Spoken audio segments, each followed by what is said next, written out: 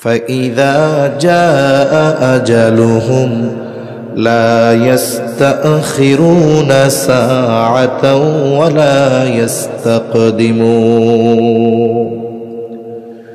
এক মুহূর্ত বিলম্ব হবে না, এক মুহূর্ত আগেও মালাকুল মউত আসবে না।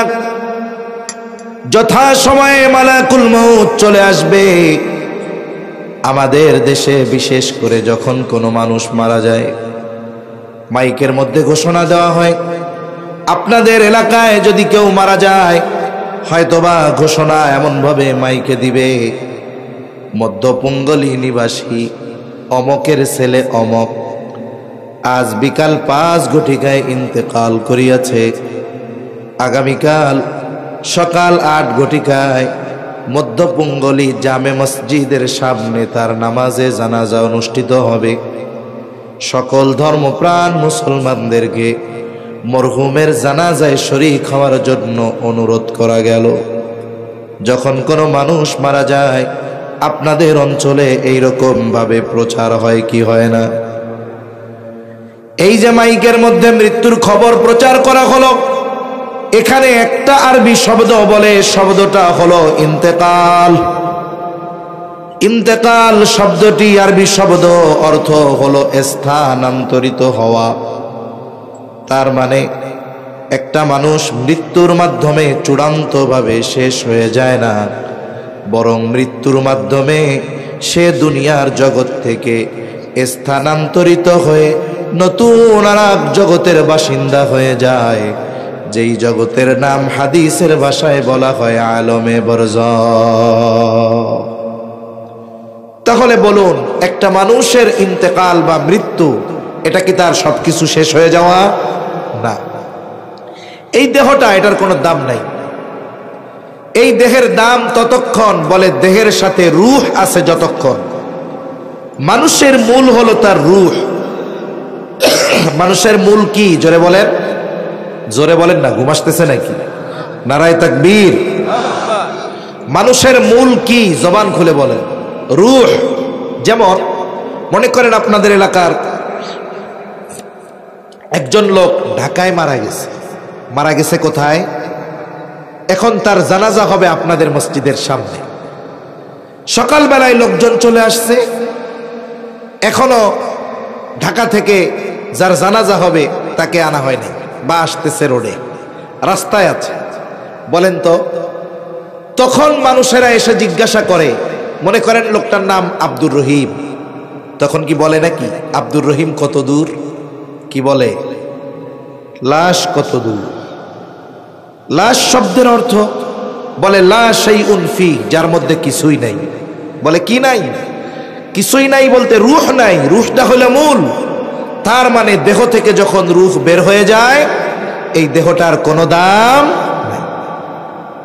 আমি আল্লাহর কসম করে বললে ভুল হবে না, আমার জীবনে এমন অভিজ্ঞতাও আছে। এক মাহফিলে গিয়েছি, আমার এশার পরে বয়ান, মাগরিবের পরে বয়ান করতেছেন চট্টগ্রামের একটা প্রসিদ্ধ মাদ্রাসা, পটিয়া মাদ্রাসার একজন মুহাদ্দিস। ওনার বয়ানের শেষ দিকে হঠাৎ করে হইহুল্লো লেগে গেল। ওই মুহূর্তে আমিও মাহফিলে পৌঁছিয়েছি। আমি চিন্তা করলাম কোনো গ্যাঞ্জাম টেঞ্জাম লাগলো নাকি, কিন্তু একটু এগিয়ে এসে দেখলাম কোনো গ্যাঞ্জাম না। একজন মানুষ, সুস্থ মানুষ, তিনি বয়ান শুনতেছিলেন। হযরতের বয়ানের শেষ দিকে ওইখানে তিনি হঠাৎ করে অসুস্থ হয়ে গেলেন। মুহূর্তের ভিতরেই তিনি ইন্তেকাল করলেন, মারা গেলেন। আল্লাহ না করুন, আপনারা এখানে যারা বয়ান শুনতে এসেছেন, হয়তো আপনাদের অনেকের স্ত্রী কন্যা তারাও এসেছে, অথবা অনেকের স্ত্রী কন্যা বাসায় রয়েছে, তারা বাসায় আছে। আপনি বাসায় যাবেন, আপনার স্ত্রী চিন্তা করতেছে আমার স্বামী গভীর রজনী পর্যন্ত ওয়াজ শুনে আসবে, এসেই যেন বিছানায় শুয়ে পড়তে পারে। এই জন্য হয়তো আপনার বিছানাটা পরিষ্কার করে সুন্দর মতো বালিশ, ল্যাপ, কম্বল দিয়ে রাখছে, যাতে আপনি গিয়েই শুয়ে পড়তে পারেন। হয়তো কোনো যুবক এসেছে, তার বোন হয়তো চিন্তা করতেছে ভাইয়া ওয়াজ শুনতে গেছে, এসেই জানি বিছানায় শুয়ে পড়তে পারে। এই জন্য হয়তো বিছানাটা প্রস্তুত করে রেখেছে। আল্লাহ না করুন ওই যুবক অথবা ওই ব্যক্তি যদি এখানে ইন্তেকাল করে, বলেন তো তার লাশটাকে নিয়ে যখন বাড়িতে যাওয়া হবে, ওই বাড়ির ভাইয়ের বোন অথবা স্বামীর স্ত্রী কি বলবে নাকি, আমি তো আমার স্বামীর জন্য, আমি তো আমার ভাইয়ের জন্য আজকে রাত্রে শোয়ার জন্য বিছানাটা প্রস্তুত করে রেখেছিলাম, জানাজা তো আগামীকাল সকালবেলায় হবে, তাহলে বাকি রাতটা ওই বিছানায় কম্বলের তলে আমার ভাইয়ের লাশটা থাকুক। রাখবে? জোরে বলেন, রাখবে? আপনাকে এখান থেকে ওই লাশের খাটিয়া এনে নিয়ে যাওয়া হবে। সবাই চিন্তা করবে সকালে ব্যস্ততা আছে, লাশ বাইরে থাক, আমরা একটু শীতে কম্বল গায়ে দিয়ে ঘুমাই। এটাই বাস্তবতা। আপনি আমি যদি এই চিন্তা অন্তরে রাখতে পারতাম, আমার আপনার জীবন পরিবর্তন হয়ে যেত। তখন আমি চিন্তা করতাম যে আসলে আমি কি করতেছি, আমার কি করা দরকার ছিল। আমার তো সব আছে, হাত আছে, পা আছে, চোখ আছে, কান আছে, এরপরেও কেন ঘরে উঠাবে না? বলে আসল যেটা সেটা এখন দেহের সাথে নাই। বলেন কি নাই? রূহ নাই, এটা মূল। এই দেহ ধ্বংস হয়ে যাবে কিন্তু রূহ অবিনশ্বর, রূহ কখনো ধ্বংস হবে না। রূহ শুধু স্থান পরিবর্তন করে। কি পরিবর্তন করে? যেমন আমরা প্রথমেই কিছুই ছিলাম না, একটা সময় আমাদের অতিবাহিত হয়েছে, আমাদের অস্তিত্ব বলে কিছুই ছিল না। আল্লাহ তাআলা বলেন, হাল আতা আলাল ইনসানি হিনুম মিনাদ দাহরি লাম ইয়াকুন শাইআম মাযকুরা। আল্লাহ তাআলা বলেন, প্রতিটা মানুষ কি এমন কিছু কাল, এমন কিছু সময় অতিক্রম করে নাই যে তার উল্লেখ করার মতো কিছুই ছিল না? আসলেও তো আমাদের কিছুই ছিল না। একটা সময় এই সুন্দর দেহটা আমাদের ছিল না, আর একটা সময় তো রূহের অস্তিত্ব ছিল না।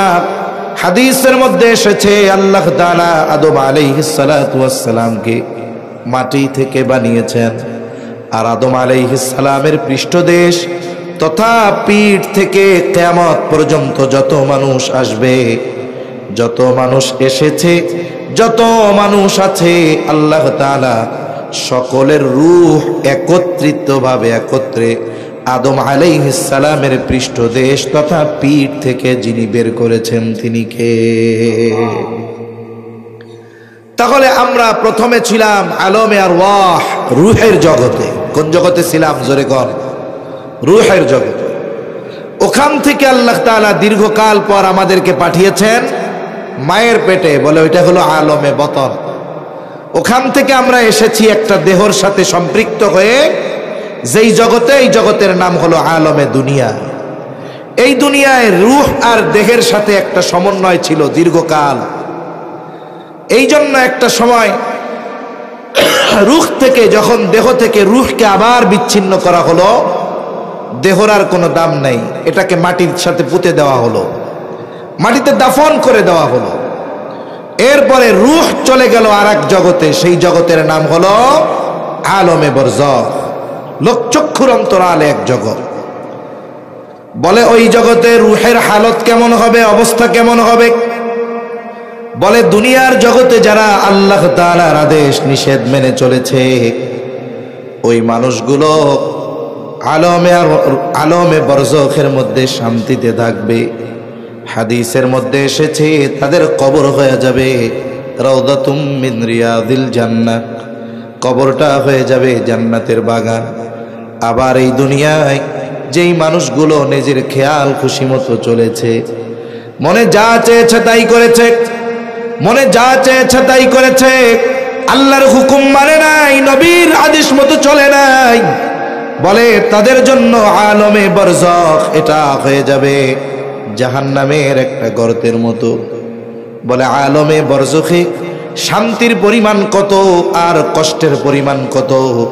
হাদিসের মধ্যে এসেছে, লম্বা হাদিস, যখন কোনো ব্যক্তিকে কবরে রাখা হবে, আল্লাহ তাআলার পক্ষ থেকে যখন ওই ব্যক্তির জন্য তিনটা প্রশ্ন হাদিসের মধ্যে এসেছে নির্ধারিত করা। আল্লাহর নির্দেশে ফেরেশতা চলে আসবে কবরে। 3টা করে প্রশ্ন করা হবে, মার রব্বুক ওয়া মা দীনুক, আরেক বর্ণনায় আসছে ওমান নাবিয়ুক, আরেক বর্ণনায় আসছে নবীকে দেখায়া বলা হবে মা হাযার রাজুলুল্লাযী বুইসা ফীকুম, এই ব্যক্তিকে যাকে তোমাদের কাছে প্রেরণ করা হয়েছিল। এই 3 প্রশ্নের জবাব যে দিতে পারবে সে পরীক্ষায় পাস। আল্লাহ তাআলার পক্ষ থেকে ঘোষণা আসবে সাদাকা আবদি সাদাকা আবদি ফাফরিশুহু মিনাল জান্নাহ ওয়ালবিসুহু মিনাল জান্নাহ ওয়াফতাহু লাহু বাবান ইলাল জান্নাহ। নবীজি বলেন তার ব্যাপারে ঘোষণা আসবে আল্লাহর পক্ষ থেকে, আমার বান্দা সত্য বলেছে, আমার বান্দা সত্য বলেছে। ফাফরিশুহু মিনাল জান্নাহ, তার কবরের মধ্যে জান্নাতের বিছানা বিছায়া দাও। ওয়ালবিসুহু মিনাল জান্নাহ, তাকে জান্নাতের পোশাক এনে পরায়া দাও।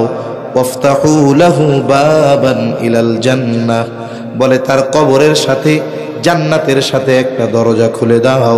নবীজি বলেন তার কবরকে এতটা বিস্তৃত করে দেওয়া হবে, তার দৃষ্টিসীমা যত দূরে যায় তত দূর পর্যন্ত তার কবরকে বিস্তৃত করে দেওয়া হবে। বলে কেন? বলে নবী জানায় দিয়েছেন ওই জগৎটা হলো লোকচক্ষুর অন্তরালের জগৎ। ওই জগতের কোনো কিছু দেখার মতো যোগ্যতা আল্লাহ মানুষকে দেন। আবার এই 3 প্রশ্নের জবাব যারা দিতে পারবে না এরা তো পরীক্ষায় ফেল, বলবে লা আদ্রি, আমি কিছুই জানি না। আল্লাহ তাআলার পক্ষ থেকে ঘোষণা আসবে কাযাবা আবদি কাযাবা আবদি ফাফরিশুহু মিনান নার ওয়ালবিসুহু মিনান নার ওয়াফতাহু লাহু বাবান ইলান নার। একে জাহান্নাম থেকে আগুনের বিছানা এনে এর কবরের মধ্যে বিছায়া দাও, আগুনের পোশাক এনে একে পরায়া দাও। সাথে সাথে জাহান্নামের সাথে তার কবরের সাথে একটা দরজা খুলে দাও। নবীজি বলেন তার কবরকে এত সংকীর্ণ করে দেওয়া হবে, 2 দিকের মাটি তাকে এমন ভাবে চাপ দিবে যে এক পাজরের হাত অপর পাজরের মধ্যে ঢুকে যাবে। আবার আর এক হাদিসের মধ্যে এসেছে আলমে বরজখে মানুষের দুনিয়ার পাপের ভিন্নতায় শাস্তিরও ভিন্নতা থাকবে। এখন শাস্তির পরিমাণ এত, ওই আলমে বরজখে যার শাস্তি ও মনে করবে এটাই মনে হয় জাহান্নাম। ফেরেশতারা বলবে না এটা জাহান্নাম নয়, বরং তোমাকে যেই শাস্তি দেওয়া হচ্ছে জাহান্নামের শাস্তির তুলনায় এটা কোনো কিছুই নয়। বলে এর চাইতে কল্পনাতীত শাস্তি তোমাকে দেওয়া হবে কিয়ামতের পর জাহান্নামে। এইবার লোকটা জাহান্নামের শাস্তির খবর শুনে এতটা ভীত সন্ত্রস্ত হয়ে যাবে, ও আল্লাহর কাছে বলতে থাকবে আল্লাহ কখনোই যেন কিয়ামত কায়েম না হয়। আর যেই ব্যক্তি আলমে বরজখে শান্তিতে থাকবে ও মনে করবে এটাই মনে হয় জান্নাত। ফেরেশতারা তাকে বলবে না না এটা জান্নাত নয়, বরং জান্নাতের নাজ নেয়ামতের তুলনায় এটা কোনো কিছুই না। তোমাকে তো তোমার আসল জান্নাত দেওয়া হবে কিয়ামতের পরে, যেইখানে কল্পনাতীত নেয়ামত আল্লাহ তাআলা তোমার জন্য রেখে দিয়েছে। এইবার লোকটা আল্লাহর কাছে বারবার বলতে থাকবে আল্লাহ যত দ্রুত সম্ভব কিয়ামত কায়েম করেন, আমি আমার অনন্তকালের চূড়ান্ত বাসস্থান জান্নাতে চলে যেতে চাই। তাহলে ঘুম আসতেছে নাকি? তাহলে দেখেন আলমে বরজখে আযাবের তীব্রতা কত। একজন মনে করবে যে জাহান্নাম মনে হয় এটাই, কারণ এর চাইতে কঠিন শাস্তি আর হতে পারে না। এই আলমে বরজখে আমাদের সবার থাকতে হবে দীর্ঘকাল, তবে অনন্তকাল নয়। কতকাল আমরা থাকব এর কোনো সুনির্দিষ্ট মেয়াদ কাল জানা যায় না, তবে তাফসীরের মধ্যে এসেছে এই পৃথিবী থেকে সর্বশেষ যেই ব্যক্তি মারা যাবে ওই ব্যক্তি কমপক্ষে 40,000 বছর আলমে বরজখে থাকবে। সুবহানাল্লাহ। আমরা দীর্ঘকাল ব্যাপী ওই আলমে বরজখে থাকব। সিংহায় ফুৎকারের মাধ্যমে আলমে বরজখের অবস্থান কাল শেষ হবে।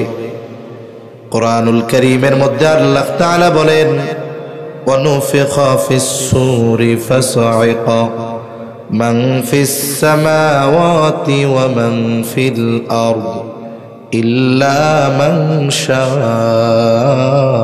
শাআল্লাহ সুম্মা নুফিখা ফীহি উখরা ফাইযা হুম কিয়ামুন ইয়ানযুরুন। আল্লাহ রাব্বুল আলামিন বলেন, প্রথমবার সিংহায় যখন ফুৎকার দেওয়া হবে, সিংহায় ফুৎকারের আওয়াজ এত তীব্র হবে, বলে ওই আওয়াজ সময়ের সাথে সাথে বাড়তে থাকবে, আওয়াজ এত বেশি হবে। আল্লাহ তাআলা বলেন, ফাসাইকা মান ফিস সামাওয়াতি ওয়া মান ফিল আরদ, আসমান জমিনের মাঝে যত প্রাণী আছে, যত প্রাণ আছে, সবাই সিংহার ফুৎকারের আওয়াজে অজ্ঞান হয়ে যাবে। তাফসীরের মধ্যে এসেছে, প্রথমে অজ্ঞান হবে, এরপরে তারা মারা যাবে। বলে তারা ছাড়া, কারা ছাড়া? বলে আল্লাহ তাআলা যেগুলো চান সেগুলো ছাড়া সকল প্রাণীর মৃত্যু সংঘটিত হবে। সর্বশেষ মানুষটাও ইন্তেকাল করবে, এই দুনিয়ার জগৎ থেকে আলমে বরজখের বাসিন্দা হয়ে যাবে। কত বছর থাকবে? বলে কমপক্ষে 40,000 বছর। এরপরে আল্লাহ তাআলা বলেন, সুম্মা নুফিখা ফীহি উখরা ফাইযা হুম কিয়ামুন ইয়ানযুরুন। আল্লাহ তাআলা এরপরে ইসরাফিল আলাইহিস সালামকে পুনরায় সিংহায় ফুৎকারের নির্দেশ দিবেন। দ্বিতীয়বার যখন সিংহায় ফুৎকার দেওয়া হবে, যে যেখানে মরছে, যাকে যেখানে কবর দেওয়া হয়েছে, সমুদ্রের মধ্যে হোক, গহীন অরণ্যে হোক, আপনাদের কবরস্থানে হোক, যেখানেই হোক না কেন, প্রত্যেকের অবস্থান স্থল থেকে উঠে দাঁড়িয়ে যাবে। বলেন আল্লাহু আকবার। কষ্ট হচ্ছে নাকি? আমি এইভাবে কথা বলি, এই জন্য বারবার সাইফুল ভাইকে দাওয়াত নেওয়ার সময় বলছি 10টায় বয়ান দিবেন। আমি রাত 11টার বক্তা না, 11:30টার ওয়াজ না। আমি ওয়াজ করতে করতে আমি ঘুমাই যাই, তাইলে আমি কি বেশি রাত্রে ওয়াজ করা পাবলিক? এজন্য আমারে লাস্টে আইনা টাইনা দিল কোন সময়? বলে প্রায় 12:15টার সময়। এটা ঠিক না। আমি তো আমার ওজোর আগের থেকে বলে দিচ্ছি যে ভাই আমি গভীর রাত্রে কথা বলতে পারি না, আমাকে দিবেন আগে। আমি কথা বলি ঠান্ডা কথা, এতে শ্রোতার ঘুম চলে আসার সম্ভাবনা বেশি। কিন্তু আপনাদের কি ঘুম আসতেছে নাকি? তাকবীর দেন, নারায়ে তাকবীর, মাশাআল্লাহ। মনোযোগী শ্রোতা অল্প হইলেও ভালো, জিমাইন্না শ্রোতা বড় দরকার নেই। আপনাদের পাশে একটা অনেক প্রসিদ্ধ মাদ্রাসা আছে এই ফরিদপুর থানার মধ্যে, আদল মাদ্রাসা। 3-4 বছর আগে আসছি, ওই মাহফিলে আইসা তাওবা করছি, আর আসমু না এদিক। ওর পরে এই যে আসলাম সাইফুল ভাইয়ের জোরাজুরিতে। কেন আসছি বা কেন ওয়াদা করছি আসবো না? হায় রে ভাই, বড় আয়োজন, রাত 3টার সময় দিছে বয়ান। মানুষজন যা আছে, কেউ কম্বল গায়ে দিয়ে ঘুমাইতেছে, কেউ জিমাইতেছে, কেউ উঠতে রইছে।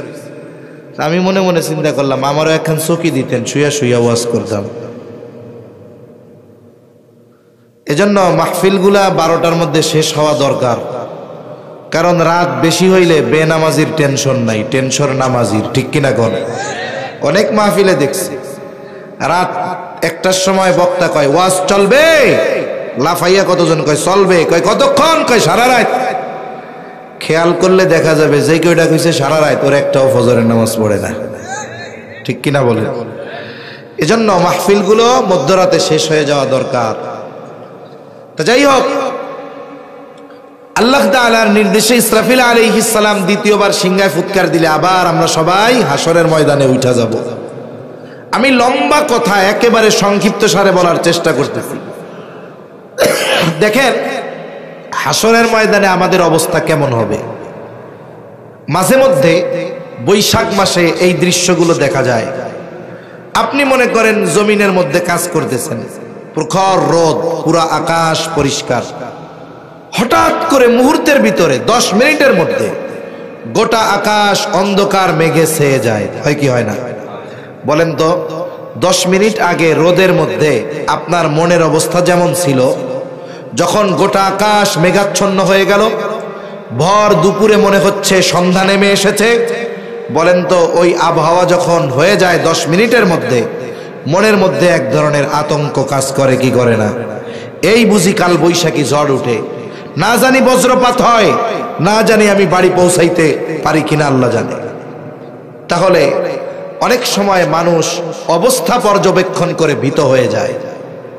মানুষ যখন কিয়ামতের ময়দানে উঠবে, ওঠার পরে বিচার কার্য কিছুই শুরু হয় নাই, কাউকে জাহান্নামেও দিয়ে দেওয়া হয় নাই। বলে হাসরের ময়দানে উঠে অবস্থা পর্যবেক্ষণ করে, ওয়েদার দেখে, আবহাওয়া দেখে মানুষ এতটা ভীত সন্ত্রস্ত হয়ে যাবে, নবীজি বলেন, হাদিসের মধ্যে আসছে, কিয়ামতের ময়দানে সকলে বিবস্ত্র অবস্থায় উঠবে, কারো গায়ে কোনো পোশাক থাকবে না, একেবারে বিবস্ত্র অবস্থায় উঠবে। আয়েশা সিদ্দিকা রাদিয়াল্লাহু তাআলা আনহা জিজ্ঞাসা করেন, ইয়া রাসূলুল্লাহ, মানুষেরা কি লজ্জা পাবে না? একজন কি আর একজনের দিকে তাকাবে না? নবীজি বলেন, আয়েশা, মানুষ এতটা ভীত সন্ত্রস্ত থাকবে যে একজন আর একজনের দিকে তাকানোর বিষয়টা চিন্তাও করবে না। কিয়ামতের ময়দানে মানুষের চিন্তাধারা কেমন হবে, অবস্থা কেমন হবে? বলে সকলে নিজের নাজাতের চিন্তায় বিভোর থাকবে। দুনিয়ায় যেই পিতা পরিশ্রম করার পরে সন্তানের চেহারা দেখলে তার ক্লান্তি দূর হয়ে যাইত, অনেক মানুষ আছে বিদেশে থাকে, অনেকে আছে ঢাকায় থাকে, 14, 15, 16, 18 ঘন্টা ডিউটি করবার পর বাসায় এসে যখন মোবাইলে ফোন দেয়, ভিডিও কলে ফোন দেয়, স্ত্রীকে বলে, আমার সন্তানটা কোথায়, একটু দেখাও। এইবার যখন ওই বাবা বিদেশ থেকে অথবা ঢাকা থেকে তার 1 বছর 2 বছরের সন্তানের চেহারাটা দেখে, মুহূর্তের ভিতরে বিগত 18 ঘন্টার কষ্ট নিমেষেই তার থেকে দূর হয়ে যায়। ঠিক কিনা বলেন? তার দিলটা প্রশান্তি লাভ করে। তাহলে দুনিয়াতে মানুষ আত্মার শান্তি লাভ করার জন্য সন্তান, স্ত্রী, মা বাবার চেহারা দেখে, পেরেশানি দূর করার জন্য।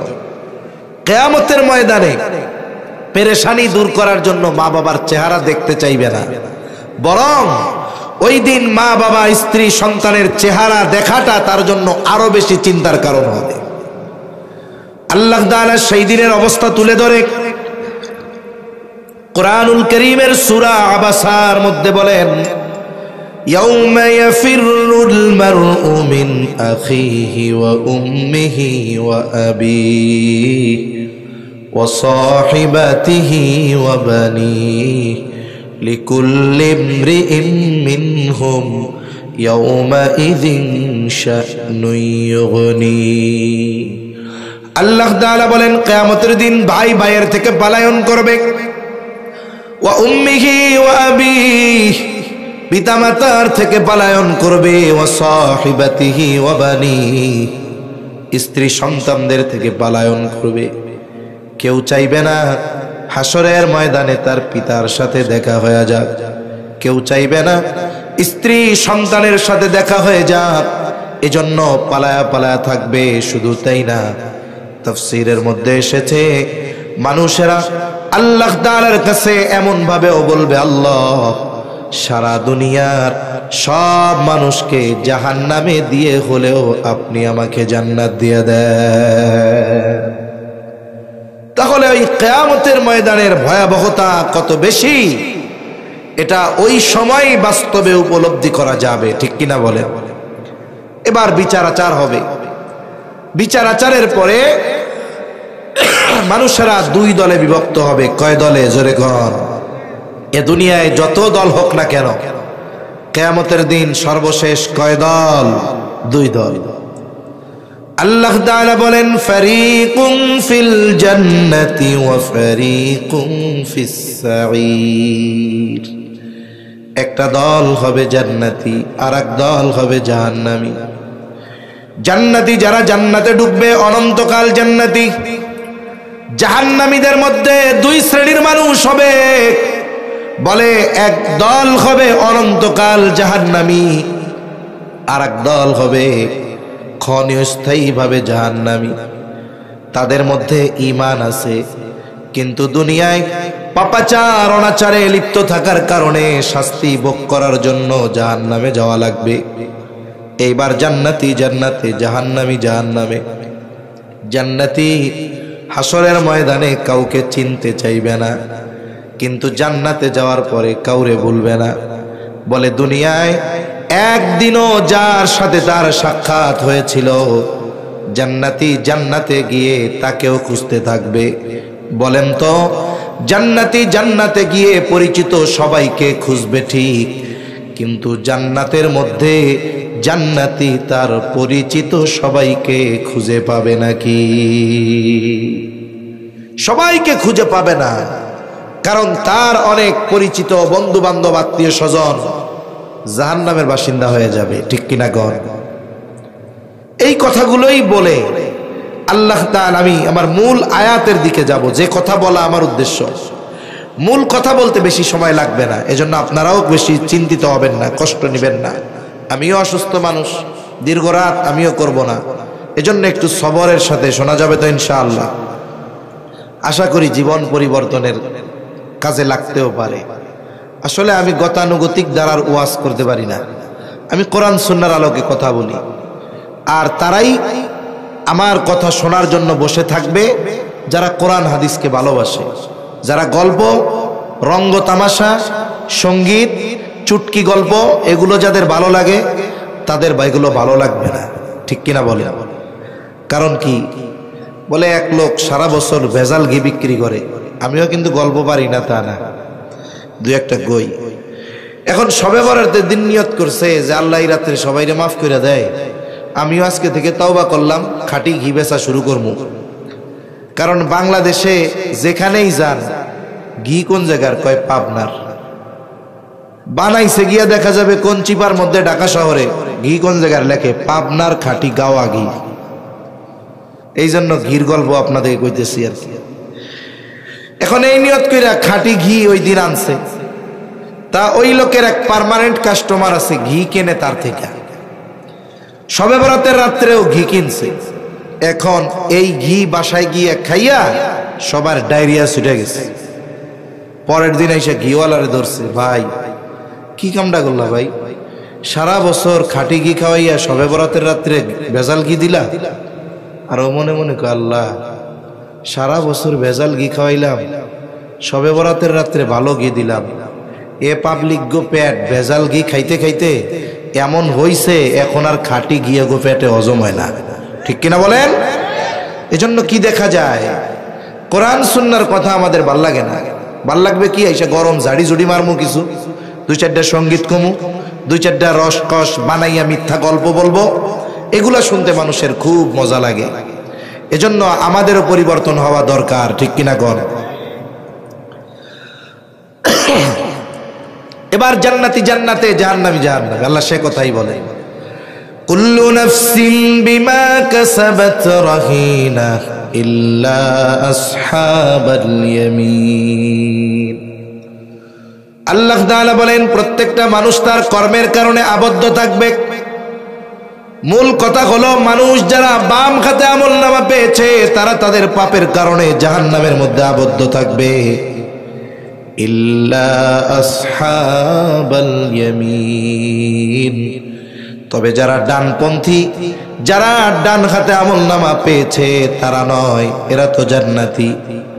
এবার জান্নাতি জান্নাতে গিয়ে পরস্পর তারা আলোচনা করবে, কোথায় রে আব্দুর রহিম রে তো জান্নাতে দেখি না, একসাথেই তো আমরা বাজারে ব্যবসা করতাম, একই মাঠেই তো খেলাধুলা করতাম, একই কলেজে লেখাপড়া করতাম, কোথায় আব্দুর রহিম? জান্নাতীরা পরস্পর আলোচনা করতে থাকবে, ফি জান্নাতি ইয়াতাসাআলুনা আনিল মুজরিমিন।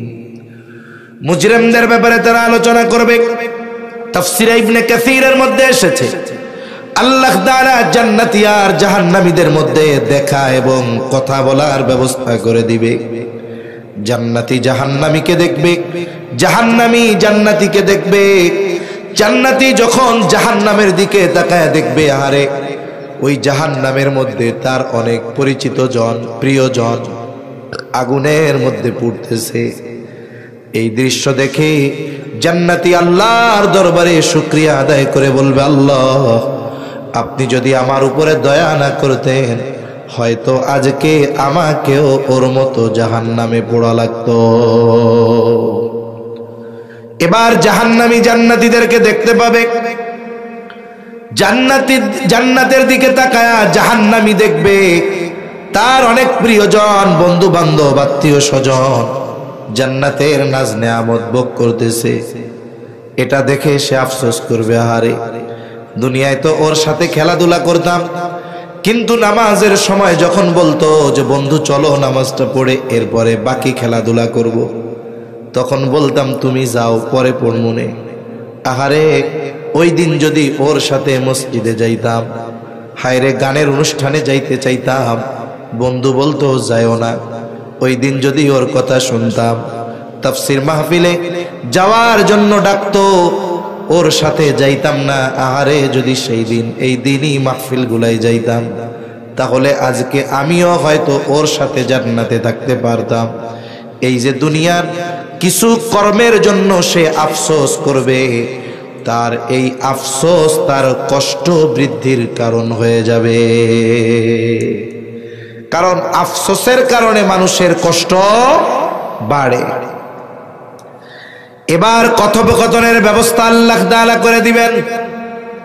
জান্নাতীরা পরস্পর এই মুজরিম পাপীদের কাছে জানতে চাইবে, ফি জান্নাতি ইয়াতাসাআলুনা আনিল মুজরিমিন। জান্নাতীরা পরস্পর মুজরিম পাপী তথা জাহান্নামীদেরকে জিজ্ঞাসা করবে, মা সালাকাকুম ফি সাকার, কোন কারণে তোমরা সাকারের অধিবাসী হইলা, কেন তোমরা জাহান্নামের অধিবাসী হইলা। জান্নাতীরা জাহান্নামীদের প্রশ্ন করবে, কেন তোমরা জাহান্নামী হইলা, তোমরা জাহান্নামী হওয়ার কারণ কি। আল্লাহ রাব্বুল আলামিন আমাদেরকে এই কথাগুলো আগের থেকে জানায় দেন। জান্নাতীদের এই প্রশ্নের জবাবে জাহান্নামীরা তাদের জাহান্নামে যাওয়ার 4টা কারণ বলবে। কয়টা কারণ? জোরে বলেন কয়টা? 4টা। 10 মিনিটের মধ্যে শেষ হয়ে যাবে ইনশাআল্লাহ। 4 কারণ বলবে। এই 4 কারণ নিয়েই আমরা একটু কথা কইয়া শেষ করে দিব। 1 নাম্বার কারণ, জাহান্নামীরা বলবে যে তারা কেন জাহান্নামে। 1 নাম্বার তারা বলবে, ক্বালু লাম নাকু মিনাল মুসাল্লিন। 1 নাম্বার কারণ, আমরা মুসল্লি ছিলাম না। জাহান্নামে যাওয়ার 1 নাম্বার কারণ কি? মুসল্লি না হওয়া। কি জোরে বলেন? মুসল্লি কারে কয়? সপ্তাহে 1 দিন মসজিদে গিয়ে হাজিরা দিলে সে মুসল্লি না। বলে শত ব্যস্ততায়ও 5 ওয়াক্ত নামাজ ছেড়ে দেয় না, এইগুলা হলো মুসল্লি। প্রকৃত মুসল্লির জন্য আরো পুরস্কার রয়েছে, কারণ প্রকৃত মুসল্লির অন্তরে সব সময় নামাজের চিন্তা আছে না নাই? জোরে বলেন আছে না নাই? সে যেখানেই যাক তার চিন্তা নামাজের সময় যখন হবে, কাজ করা যাবে না, আমাকে দৌড়িয়ে মসজিদে চলে যেতে হবে। এই রকম যার অন্তরের অবস্থা, তার ব্যাপারে নবীজির সুসংবাদ। এক হাদিসের মধ্যে নবীজি বলেন, কিয়ামতের দিন কোথাও কোনো ছায়া থাকবে না আরশের ছায়া ছাড়া। নবীজি বলেন, ওই আরশের ছায়ায় 7 শ্রেণীর মানুষ স্থান পাবে। কয় শ্রেণীর মানুষ? জোরে বলেন কয় শ্রেণীর?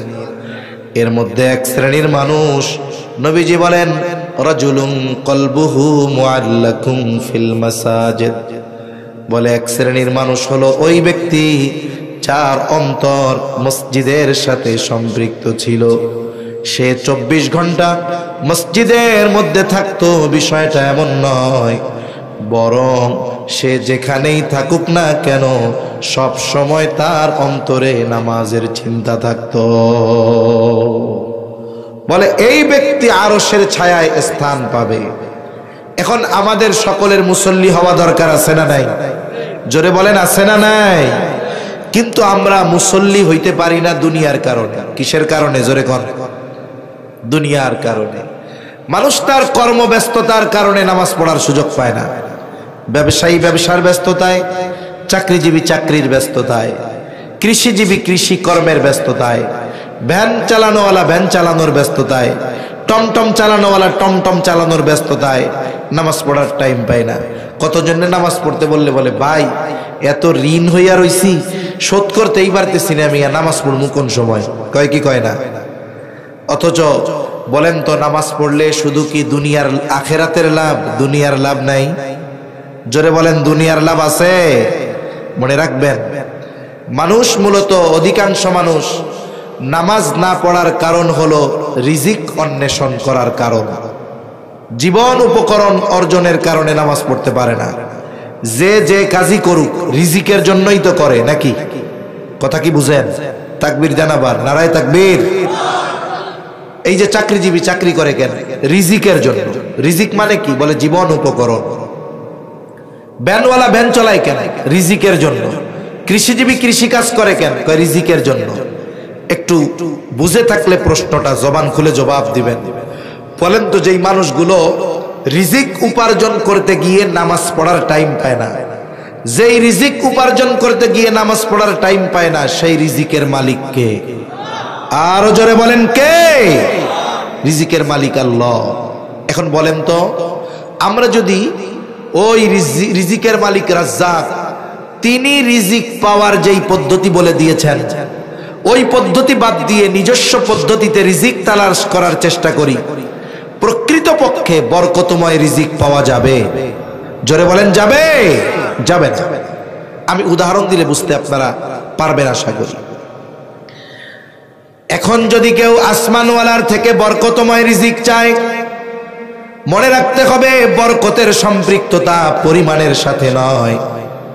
আল্লাহ তাআলা চাইলে অল্পের মধ্যে বরকত দিতে পারেন কি পারেন না? আবার অনেক আছে বরকত শূন্য করে দিতে পারেন কি পারেন না? এখন আমরা যদি বরকতময় রিজিক চাই কি করণীয়? আল্লাহ তাআলা বলেন ওয়া'মুর আহলাকা বিস-সালাতি ওয়াসতাবির আলাইহা লা নাসআলুকা রিজকা। আল্লাহ তাআলা বলেন বান্দা তুমি যদি আমি আল্লাহর পক্ষ থেকে বরকতময় রিজিক চাও, তুমি তোমার অধীনস্থ যারা তাদেরকে নামাজের আদেশ দাও, সাথে সাথে ওয়াসতাবির আলাইহা, তুমিও তার উপরে অটল থাকো।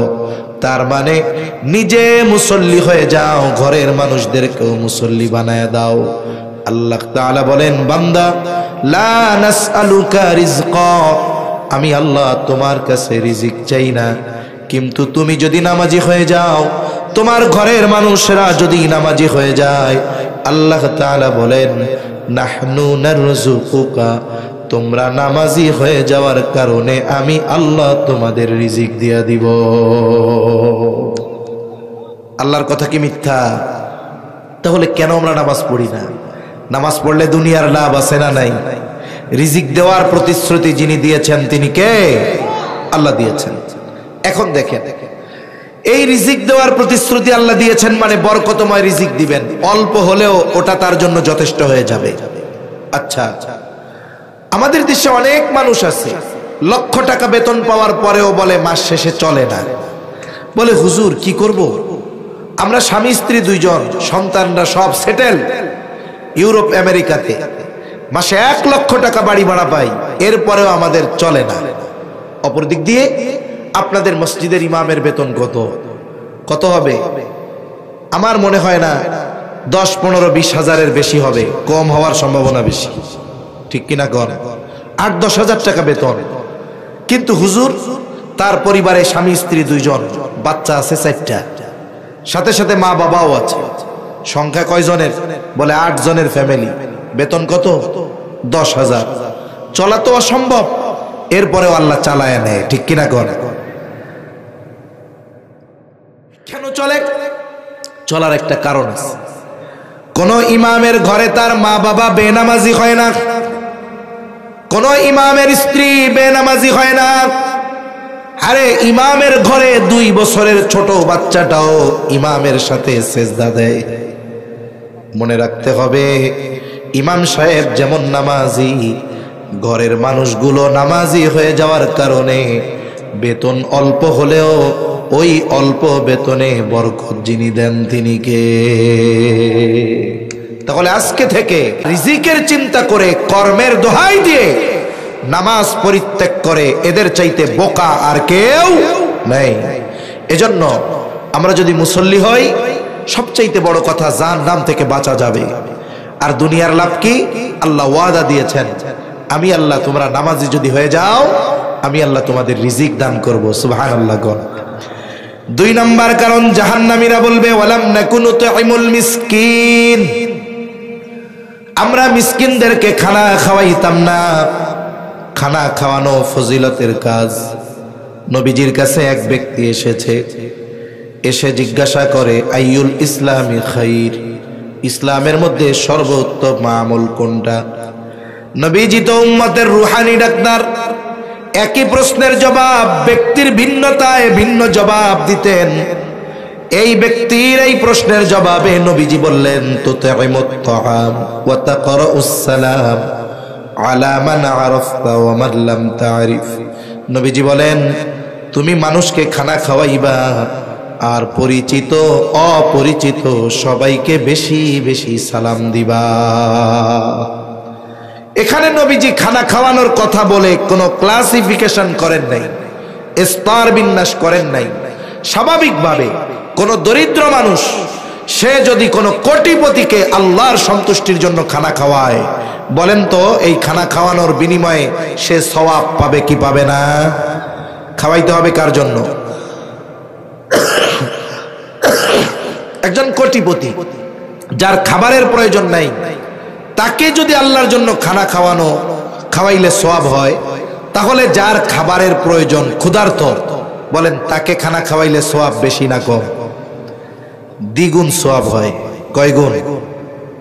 1 নাম্বার, সে তো দরিদ্র, স্বাভাবিকভাবে খানা খাওয়ানোর সওয়াব। 2 নাম্বার, খাবারটা তার প্রয়োজন ছিল, প্রয়োজন, এই জন্য খানা খাওয়ানোর দ্বারা তার প্রয়োজন মেটানো হয়।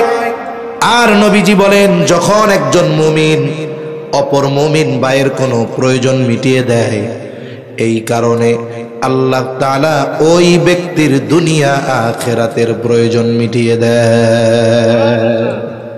এজন্য অসহায় দরিদ্র গরিব যারা আছে, আমার আপনার অ্যাবিলিটি যতটুকু আছে আমরা তাদেরকে খানা খাওয়াবো। তাহলে কি হবে? আল্লাহর জন্য খানা খাওয়ালে স্বাভাবিকভাবে খানা খাওয়ানোর সওয়াব। 2 নম্বর, খাবার তার প্রয়োজন ছিল, এই প্রয়োজন মেটানোর কারণে আল্লাহর নবী বলেন আমার আপনার প্রয়োজনও দুনিয়া আখিরাতে মিটিয়ে দিবেন কে? আরো জোরে বলেন কে?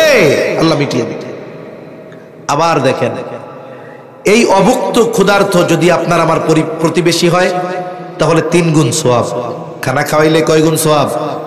জোরে কন না, কয় গুণ? 3 গুণ। 1 নাম্বার, প্রতিবেশী হিসাবে তার হক আদায় হবে। 2 নাম্বার, খানা খাওয়ানোর সওয়াব হবে। বলে 3 নাম্বার, তার প্রয়োজন মেটানোর সওয়াব হবে। আবার প্রতিবেশীর ব্যাপারে নবীজি তাকিদ দিয়ে বলেন, ওই ব্যক্তি মুমিন নয় যে নিজে পেট পুরে খায় আর তার প্রতিবেশী অভুক্ত থাকে।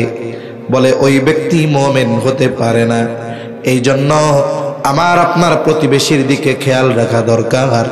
আমি মজার মজার খানা খাই, কিন্তু আমার প্রতিবেশী কি খায় সেটাও খেয়াল করা দরকার। এই জন্য নবীজি বলতেন, তোমরা তোমাদের তরকারির মধ্যে ঝোল বাড়ায়া দাও, পানি বাড়ায়া দাও। কেন? বলে যাতে তুমি তোমার প্রতিবেশীর খোঁজ খবর নিতে পারো। তাহলে প্রতিবেশী যদি অভুক্ত হয়, দরিদ্র হয়, খানা খাওয়াইলে কয় গুণ সওয়াব? 3 গুণ। এখন বলেন, আপনার আত্মীয় স্বজন, আপনার ছেলে, আপনার মেয়ে, আপনার ছেলের ওলিমা করবেন, আত্মীয় স্বজনকে দাওয়াত দিয়ে খানা খাওয়াইলেন, সওয়াব আছে না নাই? জোরে কোন আছে না নাই? আছে। কিন্তু খানা খাওয়াইয়া যদি টেবিল পাইতে বসে থাকেন টাকা নেওয়ার জন্য, ফজিলত আছে না নাই? হ্যাঁ, আরে মিয়া আছে তো, টাকা আছে না, এ কাজ করা যাবে না। যাকেই খানা খাওয়াবো কার জন্য? সাহাবায়ে কেরাম আল্লাহর জন্য খানা খাওয়াইতেন। কতজন তো এগুলোর একটা ব্যবসা বানায় নিছে। আমাদের এলাকায় এক হুজুর আছে, ওয়াজ করে, মানে উনি এক গল্প কয়, পোলারে দিছে মুসলমানি। কি দিছে? অনেক জায়গায় আছে মুসলমানি দিলেও মানুষের দাওয়াত কইরা খাওয়ায়, আছে না এরকম?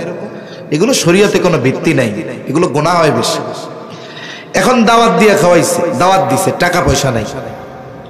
টাকা পাইব কই? কয়েক সুদখোরের কাছ থেকে টাকা আনছে 2 লাখ। এইবার এটা দিয়ে আইনা মানুষরে খানা খাওয়াইছে। এখন মানুষ এই জামানায় খানা খাইয়া কি 1000 টাকার কম দেওয়া যায়? লজ্জা শরমের ব্যাপার। এখন হিসাব টিসাব কইরা দেখে ইনভেস্ট করছি 2 লাখ, টাকা উঠছে 4 লাখ, লাভ কত? আরেকজন জিজ্ঞাসা করে, কাকা ব্যবসা কেমন হইল? কই ভালোই হইছে। কই ভুল হয়ে গেছে, আমারটাও আগে আগে নিয়ে নিছি, নাইলে আমারটা দিয়েও তো আরেক ব্যবসা করা যাইত। এই ধরনের দাওয়াত দিয়ে ডাকাতি করে নেওয়ালা লোক সমাজে আছে না নাই? মনে রাখবেন, এক মুসলমান যদি অপর মুসলমানকে দাওয়াত দেয়, যেতে হবে, এটা হক। কিন্তু যদি আপনি নিশ্চিত হন এই দাওয়াত দিচ্ছে শুধুমাত্র আন্তরিকতার সাথে নয়, এখানে এটারও বিষয় আছে, ওই দাওয়াতে না গেলে কোনো গুনাহ হবে না। সাহাবায়ে কেরাম আল্লাহর জন্য খানা খাওয়াইতেন। তাদের এই গুণটা আল্লাহর কাছে এত পছন্দ হয়েছে, আল্লাহ কোরআনে বলছেন এই গুণের কথা। তারা মানুষকে খানা খাওয়ায় কি বলতো? ইন্নামা নুতঈমুকুম লিওয়াজহিল্লাহি লা নুরিদু মিনকুম জাযাআও ওয়ালা শুকুরা। তারা বলতো আমরা তোমাদেরকে আল্লাহর জন্য খানা খাওয়াইছি। লা ইন্নামা নুতঈমুকুম লিওয়াজহিল্লাহ লা নুরিদু মিনকুম জাযাআ, এর বিনিময়ে আমরা তোমাদের কাছে কোনো প্রতিদান চাই না। প্রতিদান তো বহুদূর। ওয়ালা শুকুরা, খানা খাওয়ানোর কারণে আমাকে ধন্যবাদও দেওয়া লাগবে না। আমরা খানা খাওয়াইছি আল্লাহর জন্য, এই খানা খাওয়ানোর প্রতিদান যিনি দিবেন তিনি কে? অনেক সময় আমরা এই কাজও করি। আমার প্রতিবেশী গরিব, ওরে সুন্দর মতো খাওয়াইছি। এইবার 2 দিন পরে ওরে আমি একটা কাজের জন্য ডাকছি, এই আমার এই কামটা কইরা দে। এখন ও কয় না, পারবো না। এখন আমি কি কই? 2 দিন আগে তোরে গোশত দিয়া পেট ভইরা ভাত খাওয়াইলাম, আর আজকে আমার কামটা কইরা দিলি না। এরকম কওয়ান্য লোক আসেনি নাই? এই যে আপনি উপকার কইরা খুঁটা দিলেন, হাদিসের মধ্যে আসছে, এটা কেমন জানেন? এটা হলো কুকুরের একটা বদ অভ্যাস আছে। কুকুর যখন পেট ভরে খেয়ে ফেলে, হজম করতে পারে না, ও বমি করে দেয়। দেখছেন আপনারা? অনেকে দেখছেন হয়তো, বমি করে, এই বমি আবার খায়। দেখছেন না? ওই বমি আবার ও খায়। বলে যারা মানুষকে উপকার করে খোটা দেয় তাদের স্বভাবটা কুকুরের ওই স্বভাবের মতো। আল্লাহ আমাদের হেফাজত করুক। তাহলে যে কথা বলতেছিলাম, জাহান্নামীরা জাহান্নামে যাওয়ার দ্বিতীয় কারণ, বলে আমরা মিসকিনদের খানা খাওয়াইতাম না, আমরা মিসকিনদের খানা খাওয়াবো। জোরে বলেন ইনশাআল্লাহ। সময় পার হয়ে গেছে। এমিয়া বল খেলা দেখছেন না? বল খেলা কয় মিনিটের হয় কোন তো?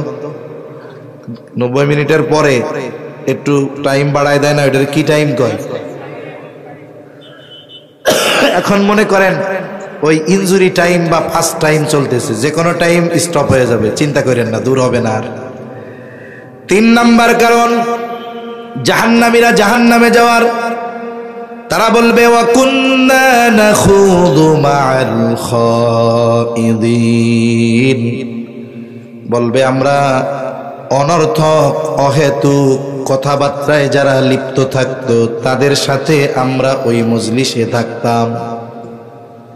আমাদের দেশে চায়ের দোকানে মজলিস আছে না নাই? প্রত্যেকটা চায়ের দোকানের মজলিস অনর্থক মজলিস। ওই মজলিসগুলো গীবতের মজলিস, ওই মজলিসগুলো মিথ্যার মজলিস। আবার আফসোসের ব্যাপার, যেই চায়ের দোকানে টিভি নাই তার ব্যবসার লালবাতি, ঠিক কিনা গণ? আবার চায়ের দোকানে টিভির দিকে তাকিয়ে তাকিয়ে অর্ধ উলঙ্গ নাচ দেখে আর চা খায় আমার যুবক ভাইরা না, সব আমার বুড়া বাবারা। ঠিক কিনা গণ?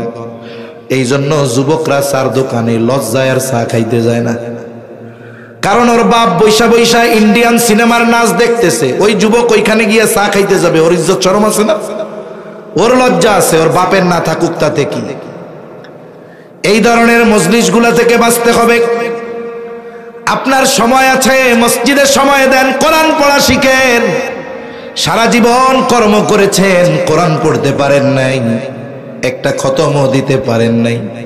দুইটা ছেলে বিদেশে আছে, ঢাকায় ইনকাম করে। এখন চাচার আর কোনো কাম নাই, সময় কাটায় চার দোকানে গিয়া টিভি দেখা।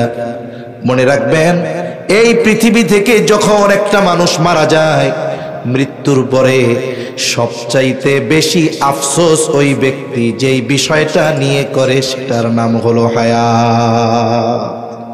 মানুষ মারা যাওয়ার পরে সে কথা বলে, কিন্তু তার কথা আমরা কেউ শুনি না। শুনেন কে?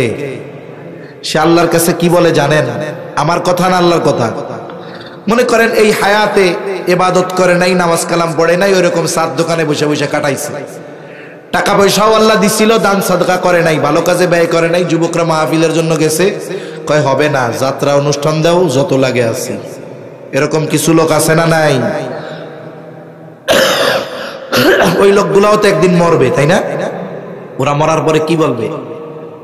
আল্লাহ বলতেছেন, فيقول رب لولا أخرتني إلى أجل قريب فأصدق وأكن من الصالحين।